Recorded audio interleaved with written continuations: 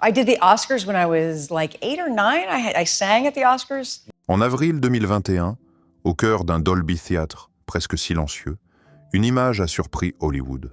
Jodie Foster avance, sourit brièvement, puis s'arrête. À son bras, un jeune homme. 23 ans après sa naissance, son fils apparaît enfin. Pas une star, pas un héritier médiatique, un visage inconnu. Ce moment, fugace, résume une vie de décision radicale. Double lauréate de l'Oscar, enfant prodige devenu icône, Jodie Foster a tout connu.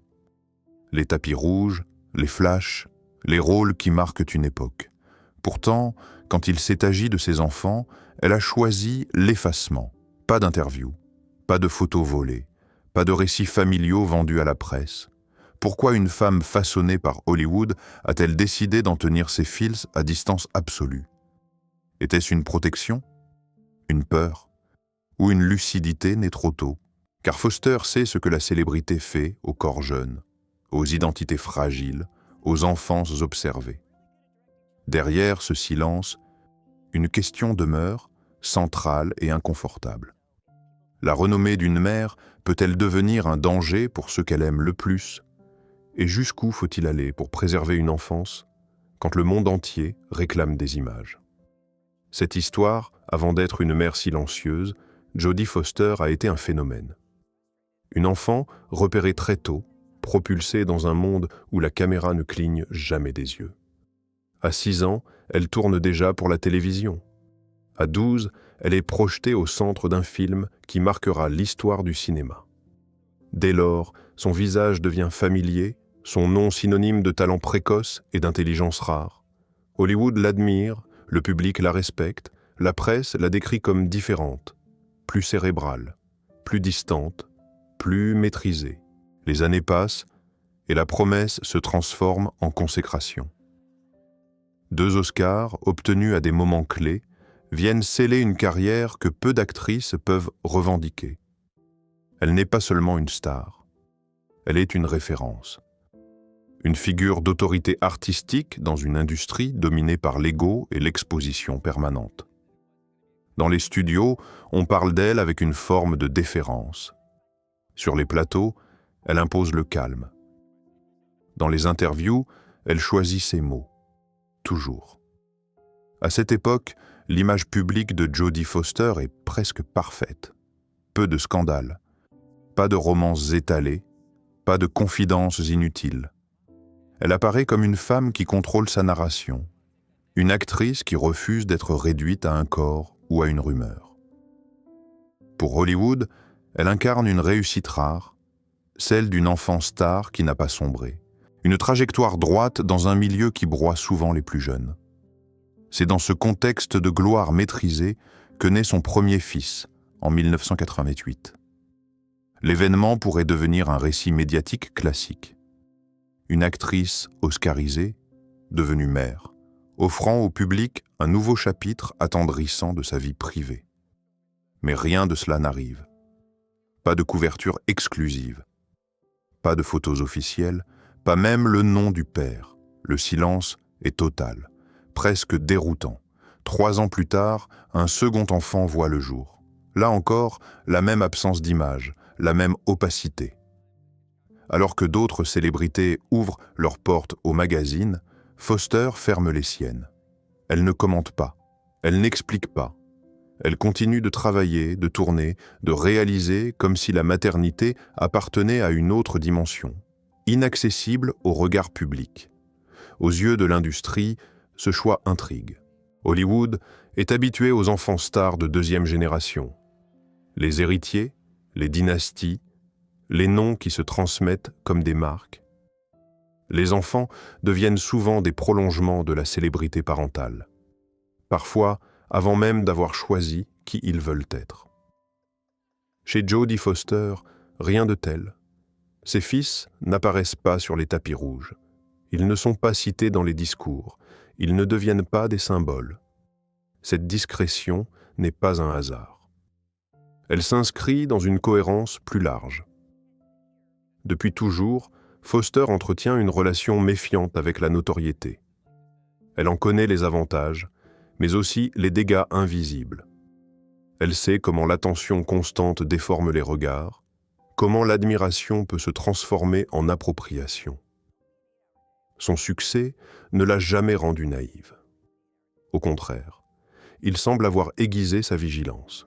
Dans les années 1990 et 2000, alors que Hollywood se transforme avec l'arrivée d'Internet et des paparazzis omniprésents, la pression médiatique s'intensifie. Les enfants de stars deviennent des cibles. Photographiés à la sortie de l'école, commentés pour leur apparence, leur comportement, leur avenir supposé. La frontière entre vie privée et spectacle s'effondre. Foster observe ce phénomène avec distance et, visiblement, avec inquiétude. Son image publique, pourtant, reste intacte. Elle continue de recevoir des prix. Elle passe derrière la caméra. Elle devient une réalisatrice respectée, capable de diriger des acteurs confirmés et d'imposer une vision forte. À chaque apparition, elle rappelle qu'elle n'est pas là pour se livrer, mais pour travailler. Cette posture renforce son aura. Elle apparaît comme une femme qui a compris quelque chose avant les autres. Pour le public, cette retenue crée un paradoxe. Plus elle se tait, plus la curiosité grandit. Qui sont ces enfants? Comment vivent-ils? Savent-ils seulement à quel point leur mère est célèbre? Les rares informations disponibles sont fragmentaires, presque anecdotiques. Elles dessinent pourtant une image claire, celle d'une mère qui sépare radicalement deux mondes, celui de la scène et celui de la maison, celui du regard collectif et celui de l'intimité. Cette séparation devient une ligne de conduite. Foster n'utilise jamais ses enfants pour façonner son image. Elle ne se présente pas comme une mère héroïque, ni comme une figure sacrificielle. Elle ne cherche pas la sympathie. Elle cherche la normalité. Une normalité presque subversive dans un milieu qui vit de l'exposition. À mesure que les années passent, ce choix s'impose comme un acte fort. Il ne s'agit pas d'un simple désir de discrétion, mais d'une véritable stratégie de protection. Une façon de dire non à un système qui exige toujours plus de visibilité. Une manière de préserver quelque chose de fragile dans un univers vorace. Mais cette décision, aussi cohérente soit-elle, soulève une question essentielle. Peut-on vraiment isoler ces enfants d'un monde dont on est soi-même une figure centrale? Le succès peut-il rester à la porte de la maison? Ou laisse-t-il toujours des traces, même invisibles? Derrière l'image d'une carrière exemplaire et d'une vie publique maîtrisée, une tension s'installe. Car protéger, c'est aussi contrôler. Et refuser la lumière, c'est parfois imposer une ombre. Le décor est planté. Le halo de la gloire éclaire tout, sauf ce qui se passe derrière les murs. C'est là que la trajectoire va commencer à se fissurer. Bien avant d'être une mère sur ses gardes, Jodie Foster a été une enfant exposée. Trop tôt, trop intensément. Son rapport à la célébrité ne naît pas d'une réflexion abstraite, mais d'une expérience vécue dans sa chair. À la fin des années 1970, alors qu'elle n'est encore qu'une adolescente, elle devient le visage d'un film qui bouleverse Hollywood. Le succès est immense, l'impact irréversible. Du jour au lendemain, son image n'appartient plus seulement au cinéma. Elle circule, se projette, se fantasme. Ce moment marque une fracture. La reconnaissance artistique s'accompagne d'une attention malsaine, parfois violente. La jeune actrice est analysée, commentée, sexualisée. Les frontières se brouillent. Et puis survient l'épisode que Foster évoquera rarement, mais qui pèsera lourd dans sa mémoire. L'obsession de John Hinckley Jr., l'homme qui tentera d'assassiner le président Ronald Reagan en affirmant vouloir attirer son attention. À travers ce geste, une vérité brutale s'impose. La célébrité peut devenir dangereuse, physiquement, psychologiquement. Cette prise de conscience précoce ne disparaît pas avec les années, elle s'enfouit, se transforme, mais reste présente. Foster apprend à se protéger, à se taire, à compartimenter. Elle construit une carrière exemplaire, mais érige aussi des murs. Contrairement à d'autres enfants stars, elle ne se perd pas. Elle observe, elle analyse, elle retient et surtout, elle n'oublie pas. Lorsqu'elle devient mère à la fin des années 1990, ce passé refait surface. Le monde a changé, mais certaines logiques demeurent. Les paparazzis sont plus nombreux. Internet accélère la diffusion des images. La curiosité devient instantanée, insatiable. Les enfants de célébrités ne sont plus seulement observés, ils sont suivis, étiquetés, anticipés. Leur avenir est commenté avant même qu'ils sachent parler. Pour Foster, la menace est claire. Elle ne veut pas que ses fils vivent ce qu'elle a vécu. Elle ne veut pas que leur identité se construise sous le regard des autres. Elle ne veut pas qu'un prénom, un visage, une rumeur suffisent à définir leur place dans le monde. Alors elle agit, radicalement. Elle coupe les ponts entre sa notoriété et leur quotidien. Ce choix n'est pas annoncé. Il ne fait l'objet d'aucun manifeste, il s'impose par le silence. Pas de photos à la sortie des écoles. Pas de déclarations attendries sur la maternité. Pas de récits intimes livrés à la presse. Foster refuse même de révéler l'identité du père de ses enfants. Une décision qui alimente les spéculations, mais qu'elle assume sans jamais se justifier. Pour elle, expliquer serait déjà exposer. Cette posture crée une tension nouvelle. Car en refusant de montrer, elle attire paradoxalement l'attention. Les journalistes chercheront des indices. Les tabloïds imaginent des scénarios. Chaque apparition publique devient un moment scruté. Y a-t-il un enfant hors champ? Un signe? Un détail? Foster reste impassible. Elle ne joue pas le jeu. Elle ne corrige pas les rumeurs. Elle les laisse s'éteindre, faute de matière. Au fil des années, ses fils grandissent dans un environnement volontairement ordinaire. École publique, activités discrètes, anonymat presque total. Foster veille à ce que rien ne les distingue des autres enfants. Elle adapte son emploi du temps. Elle choisit ses projets. Elle privilégie les tournages compatibles avec une vie familiale stable. Cette organisation demande des sacrifices, moins de visibilité, moins d'opportunités parfois. Mais le prix lui semble juste. Ce choix devient plus visible à mesure que ses enfants approchent de l'adolescence. Dans Hollywood, c'est souvent l'âge où les héritiers apparaissent. Premier B-roll, première couverture, première stratégie de carrière. Chez Foster, rien ne change. Les anniversaires passent sans photo. Les étapes de vie restent privées.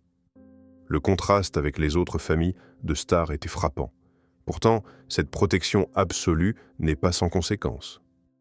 En voulant tout contrôler, Foster prend le risque d'enfermer, d'imposer une vision, d'effacer une partie de la réalité. Car ses fils savent qui elle est. Ils connaissent son visage sur les écrans, son nom dans les génériques, son statut dans l'industrie. Ils ne vivent pas hors du monde. Ils vivent à côté, dans une zone grise entre reconnaissance et invisibilité. Cette zone devient plus fragile avec le temps. Lorsque l'aîné atteint l'âge adulte, une question se pose inévitablement. A-t-il le droit de choisir sa propre relation à la lumière?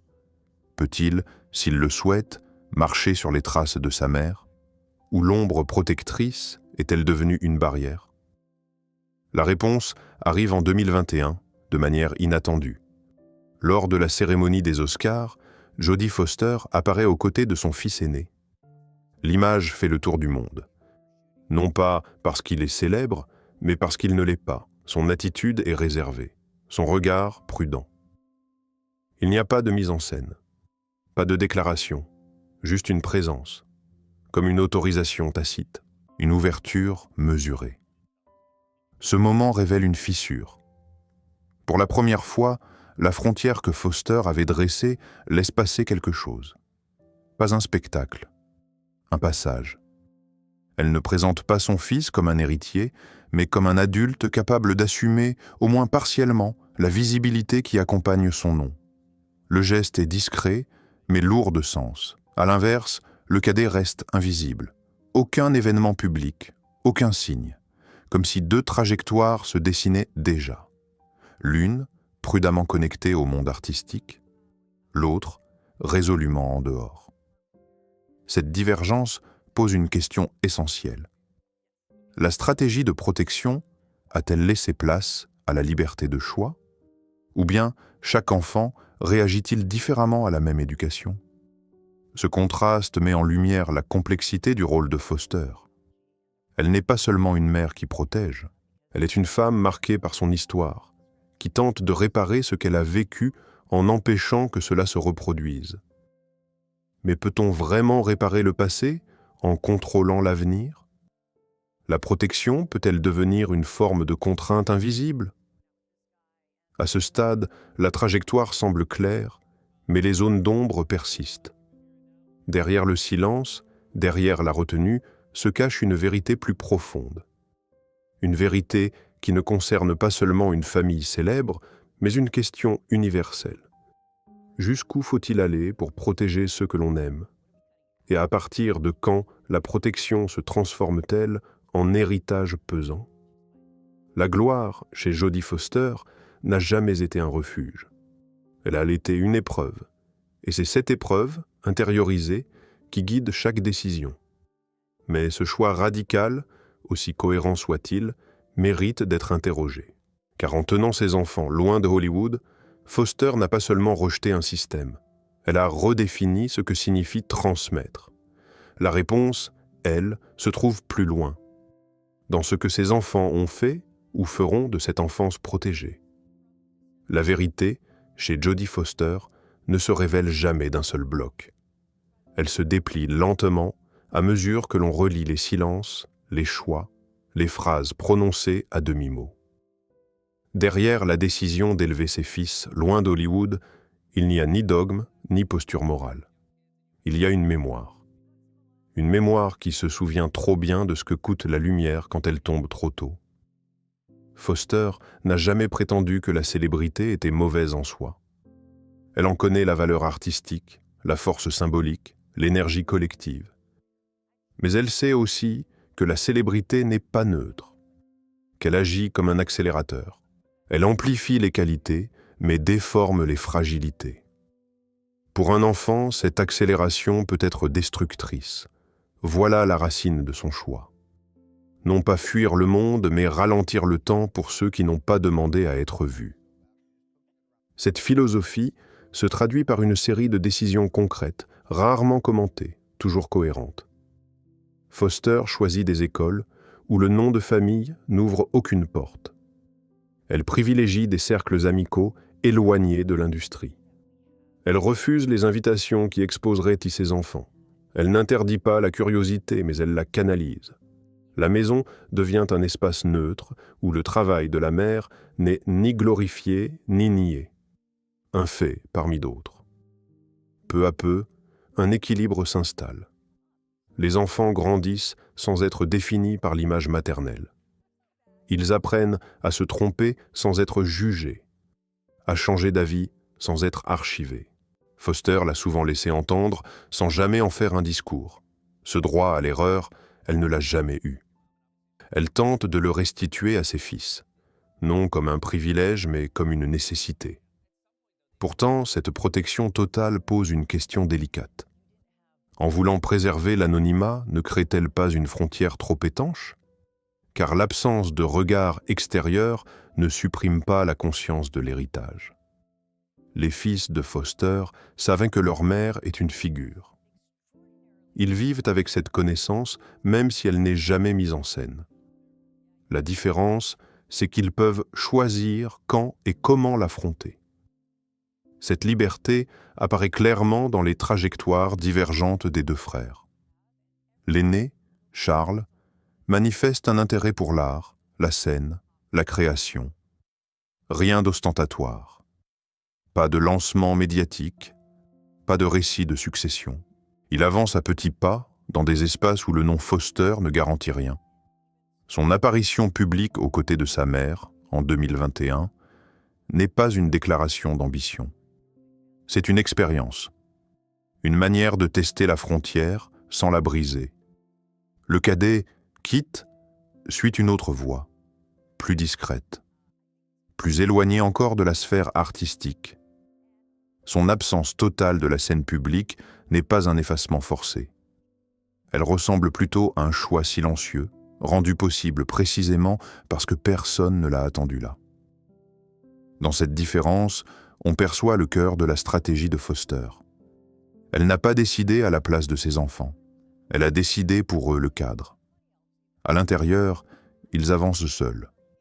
Ce cadre, cependant, n'est pas sans ambiguïté. En protégeant, on transmet aussi une certaine vision du monde.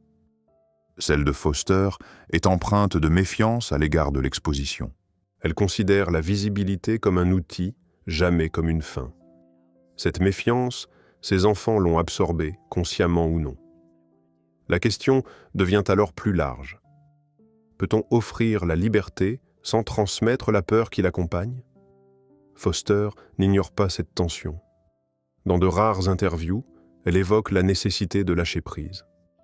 Elle reconnaît que l'on ne peut pas éternellement filtrer le monde. Mais elle insiste sur un point. Le moment compte. Ce qui blesse le plus, ce n'est pas la lumière, c'est la lumière prématurée. Attendre, pour elle, n'est pas refuser, c'est préparer. Cette préparation s'inscrit aussi dans une réflexion plus profonde sur l'identité. Foster a longtemps été définie par des rôles, des analyses, des projections. Elle sait à quel point il est difficile de se dégager d'une image imposée. En tenant ses enfants à distance de toute narration publique, elle leur offre la possibilité d'écrire la leur sans public, d'exister avant d'être perçue. Mais cette approche va à contre-courant d'un système qui valorise la transparence forcée. Dans un monde où tout se montre, le silence devient suspect. Certains y voient une stratégie de contrôle, d'autres une fuite. Foster, elle, ne répond pas. Elle laisse ses actes parler. Et ces actes dessinent une cohérence rare, celle d'une femme qui a décidé de ne pas reproduire ce qu'elle a subi. À mesure que ses enfants deviennent adultes, la question de l'héritage se pose autrement. Il ne s'agit plus de protection, mais de transmission. Que transmet-on quand on ne transmet pas la célébrité ? Foster semble avoir choisi de transmettre autre chose. Le sens de la mesure, le respect des frontières, la capacité à dire non. Des valeurs peu spectaculaires, mais profondément structurantes. Cette vérité, longtemps invisible, apparaît alors clairement. Élever ses enfants loin d'Hollywood n'était pas une réaction épidermique, c'était un projet à long terme. Une construction patiente, faite de renoncement et de conviction. Foster a accepté de perdre une partie de l'admiration publique liée à la maternité visible pour préserver une admiration plus intime, plus essentielle. Reste une interrogation finale. Cette stratégie est-elle universelle ? Peut-elle être reproduite ? Probablement pas. Elle est le produit d'une histoire singulière, d'une trajectoire marquée par des excès précoces. Mais elle ouvre une brèche. Elle rappelle que la célébrité n'est pas un héritage obligatoire, qu'elle peut être refusée, modulée, tenue à distance. Dans le silence qu'elle a imposé autour de sa famille, Foster a créé un espace rare, un espace où l'on peut grandir sans être regardé, où l'on peut choisir sans être attendu. Cette vérité, discrète mais puissante, éclaire l'ensemble de son parcours. Elle ne révèle pas seulement une mère prudente. Elle révèle une femme qui a compris, peut-être mieux que quiconque, que la vraie liberté commence souvent là où l'on accepte de ne pas être vu. Mais cette liberté a-t-elle un prix ? Et que reste-t-il, une fois les enfants devenus adultes, de ce choix radical ? La réponse se dessine dans ce qui demeure, au-delà de la protection, dans l'empreinte laissée, dans le sens donné à la transmission. C'est là que le récit trouve sa dernière respiration. Au terme de ce parcours, une évidence s'impose lentement. L'histoire des enfants de Jodie Foster n'est pas celle d'une rébellion ni celle d'un sacrifice spectaculaire. C'est une histoire de retrait, un choix discret, presque invisible, qui va à l'encontre de tout ce que Hollywood attend d'une icône. Là où l'industrie célèbre la transmission du nom, de l'image et du pouvoir symbolique, Foster a choisi la retenue. Elle a refusé de transformer ses fils en prolongement de sa légende. La question posée au début du récit revient alors, transformée. La célébrité d'une mère est-elle un cadeau ou un fardeau pour ses enfants? Dans le cas de Foster, la réponse n'est ni simple ni définitive. Elle n'a pas cherché à trancher pour le monde, seulement pour sa famille. Elle a observé les dégâts causés par une exposition précoce, les identités figées trop tôt, les enfances confisquées par le regard public, et elle a décidé que cela ne serait pas l'héritage de ses fils. Ce choix, pourtant, n'est pas sans ambiguïté. Protéger, c'est aussi décider. Éloigner, c'est parfois isoler. En soustrayant ses enfants à la lumière, Foster leur a offert une normalité rare, mais elle leur a aussi transmis une certaine distance à l'égard du monde. Une prudence, une méfiance douce. Cette empreinte, invisible, fait partie de l'héritage. Elle ne se mesure pas en film ou en trophée, mais en posture face à la visibilité. À l'âge adulte, ses fils ne portent pas le poids d'une attente collective. Ils ne sont pas sommés de réussir là où leur mère a brillé. Ils ne sont pas comparés, ni analysés, ni projetés. Cette liberté-là est peut-être le plus grand succès de Foster. Elle a rompu avec une logique de dynastie. Elle a refusé que le nom devienne une injonction. Dans un milieu obsédé par la continuité et la reproduction, ce refus est un geste radical. Mais ce geste soulève une interrogation plus large qui dépasse largement le cadre de cette famille. Que devons-nous vraiment transmettre à nos enfants lorsque nous disposons d'un pouvoir symbolique immense? Est-ce la visibilité, l'accès, les privilèges? Ou est-ce la capacité à choisir sa place même si cela signifie refuser ce que d'autres convoitent? Foster semble avoir répondu par l'exemple plutôt que par le discours. Il n'y a pas, dans cette histoire, de révélation fracassante ni de conclusion fermée. Les enfants de Foster ne livrent pas de témoignages. Ils ne revendiquent rien. Ils avancent simplement dans des directions différentes. L'un frôle la scène, l'autre s'en détourne. Et dans cette divergence silencieuse, on perçoit la réussite d'un projet éducatif fondé sur la possibilité du choix. La célébrité, souvent perçue comme un sommet, apparaît ici comme une matière instable, parfois dangereuse. Foster ne l'a pas rejetée pour elle-même, elle l'a tenue à distance pour ceux qui n'avaient rien demandé. Elle a compris que la lumière, aussi flatteuse soit-elle, peut brûler lorsqu'elle tombe trop tôt.